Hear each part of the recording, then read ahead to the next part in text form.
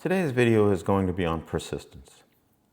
I'm going to explain to you something that I've seen from my point of view on one of my nephews. One of my nephews wanted to become an apprentice in New Jersey in the electrical union. So what he did is he found out when they would be taking applications, and he went down 12 hours before they opened the door to get an application. When he arrived there, believe it or not, there were already 125 people ahead of him. He decided he was going to wait all night anyways because he was determined to get an application in the union.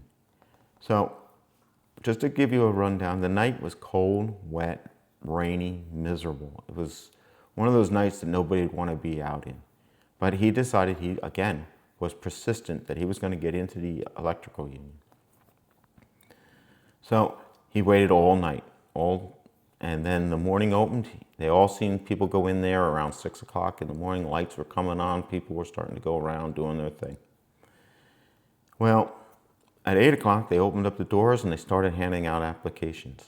And when they got to the 100th application, they said, okay, boys and girls, everybody please go home. There are no more applications. There are no more opportunities for apprenticeships. Now, there must have been 700 people there, my nephew said. And he was 125th. He didn't get an application. Now, he was upset. And here's why he was mainly upset. Because it was cold, it was wet, and it was miserable. And at 6 o'clock in the morning, they could have very easily came out and said, we have 100 applications. After the 100 applications are gone, everybody go home. But they didn't. They waited till 8 o'clock to open the door and wait till 100 people came up and then told everybody behind them, please go home, there are no more applications. Now, my nephew is a very humble individual, very kind. He didn't get upset. He didn't throw things around when he came home. Now, I got to stand corrected. He got upset, but he didn't throw things around. He didn't take it out on people around him. He didn't complain. He just said, that's just the way it goes sometimes. I gave it a shot. But he wasn't going to quit. He said, I'm going to get into the electrical union as an apprentice. So he was persistent. So he found out again when the next application was going to be coming out, and it was about 8 to 9 months later. A little earlier this time for some reason. I think it had to do with COVID. And this time he decided he was going to get there 4 days before applications were handed out, so he could guarantee he would get an application. Well, when he arrived there, believe it or not, there were already 19 people ahead of him. He came with a tent, a hammock, and he decided he was going to camp out because he knew if they were handing out 100 applications, he would get one of them. So 4 days went by, the union hall opened, they handed out applications. Now, during this time, his family would stop by, give him food, water, give him a break, allow him to go to the bathroom somewhere. I don't know all the things, but he was there for 4 days. Family and friends would stop by and check up on him and go over there. But back to where we're going. The union decided to open up, and he got an application. He went in, got the application, filled it out. The next hurdle was he had to pass a test. He went in, took the test, failed the test. Now, he didn't know what was on this test. He had no clue what to study for. He had no information. Nobody did, other than people who might have been in the union who've gone through it. So he had no idea. He failed the test. So he was back out of the union. Okay, so this time he found out where he was lacking on the test, and they told him it was algebra. Well, he doesn't know really algebra. So this time they found out when the applications were going to be given out. And I guess the union hall or somebody got written a letter or something that they couldn't have other people camping out like they did for days on end. It must have been a shanty look or something. I don't know, but they did away with that, and they went to a hat system or a random system. So you had to put your name in a computer, and the computer would randomly pick your name out every year, and you'd have to apply every year. Well, he put his name in the hat, and that year he didn't get in. He put his name in the next year's hat and did get in. Again, he had to take a test. This time he sat down with his family, friends, and anybody else who he could help. Go to the library, get books, whatever he could do to learn algebra. He tried this for about a month. And he went in, took the test, and he failed the test. Back out of the union. Again, very humble individual, very kind gentleman. He did not quit though. He was determined to get in the union. I mean, we're talking already 3 years in and he's not in the union yet. So he puts his name back in the hat, doesn't get in. Next year goes by, puts his name in the hat, he gets an application in, goes in, fills out the application, and he has to take the algebra. And he was determined this time, he is not going to fail the algebra. So what he did this time is he went on the internet, and his mother helped him find somebody on the internet, he said, and that could help tutor him algebra. And the tutor said, you're going to have to pay me X amount of dollars a day, and we're going to do this every, say, Monday. I don't know the real day.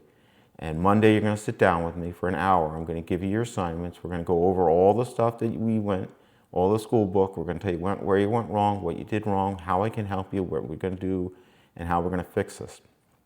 He did this for 12 weeks. And literally, he would come home from work.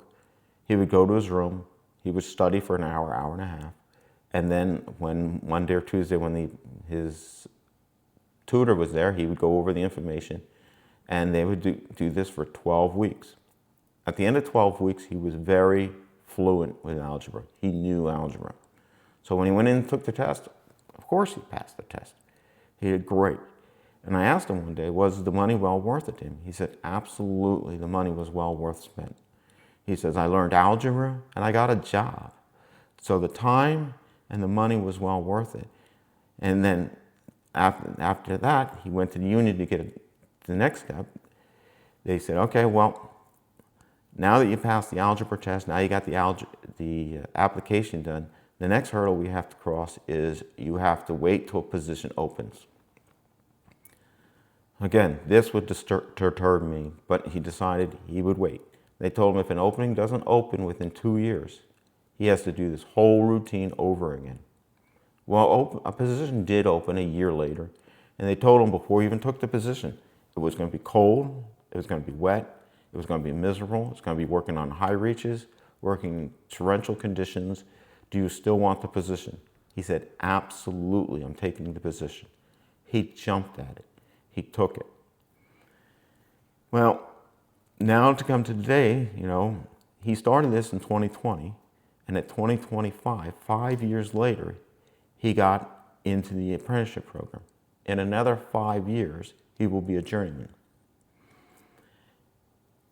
He will have a great pension.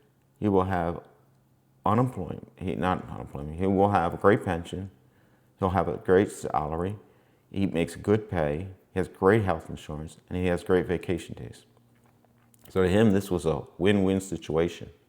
He's not getting paid journeyman pay right now, but he knows in 5 years he will be making journeyman's pay. So he has to put the time in again. He has to be persistent. He has to keep moving forward.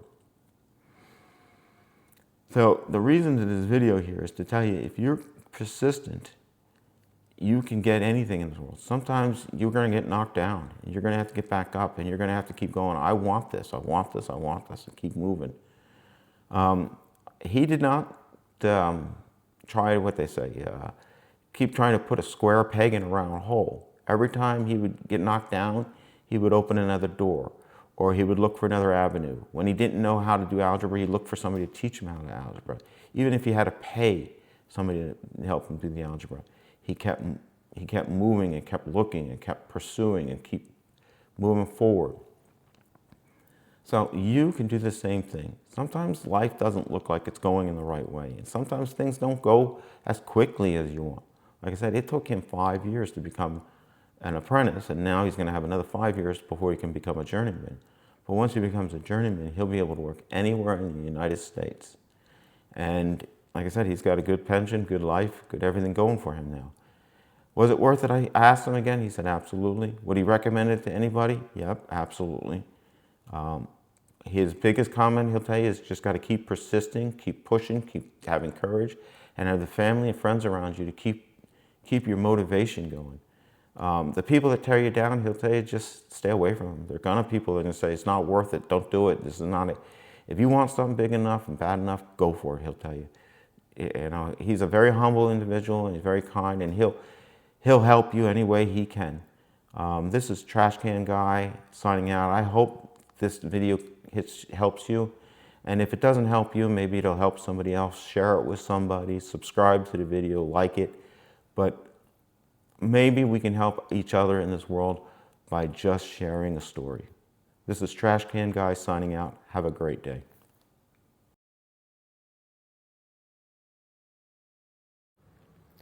Thank you